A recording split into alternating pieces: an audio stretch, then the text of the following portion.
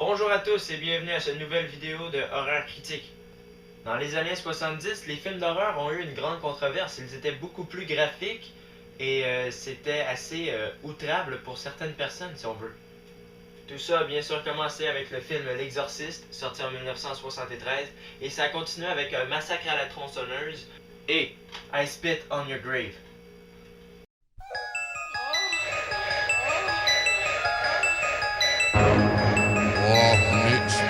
Flesh of the moon, flesh of the moon.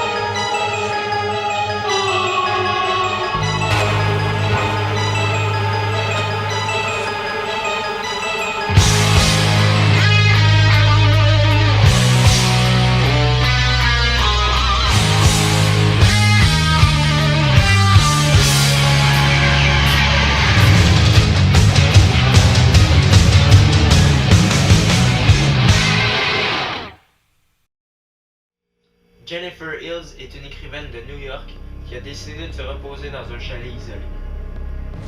Mais après avoir été enlevée, séquestrée et violée par 4 hommes, elle décide de prendre sa revanche d'une manière assez radicale. L'histoire de I Spit on Your Grave est complètement tordue. Je peux pas croire que quelqu'un a écrit de telles horreurs. Pas que ça soit pas bon, au contraire, l'histoire est très bonne. Je l'ai trouvée très originale. Ce qui m'a paru complètement fou, c'est les événements. Ce qui se passe dans le film, c'est complètement capoté. Et le réalisateur l'est aussi. Il a réalisé I Spit on Your Grave de façon très explicite. Il n'y a presque aucune censure dans le film. On voit tout en détail. C'est tellement explicite que ça peut en être vraiment, mais vraiment choquant. D'ailleurs, à la sortie du film en 1978, le réalisateur a dû couper environ 20 minutes du film pour pas qu'il soit classé NC-17, interdit au moins de 18 ans. Malgré le fait que le film soit choquant, la réalisation en reste très bonne. C'est un film très réaliste et la prestation de Camille Keaton accroît ce réalisme.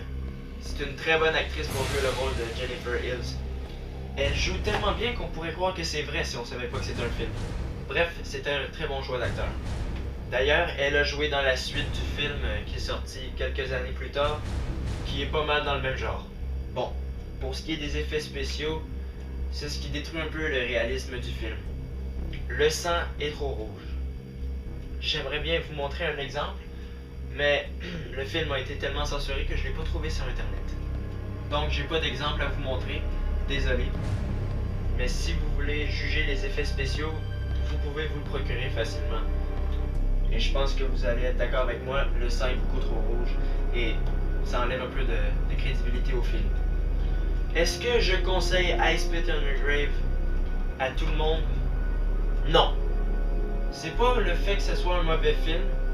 En fait, il est très bon. C'est qu'il est beaucoup trop graphique et qui pourrait facilement choquer certaines personnes. Je suis pas en train de vous déconseiller le film, mais je vous mets en garde, tout simplement. I Spit on Your Grave, c'est un film assez graphique et assez explicite, mais ça l'empêche pas d'être très bon.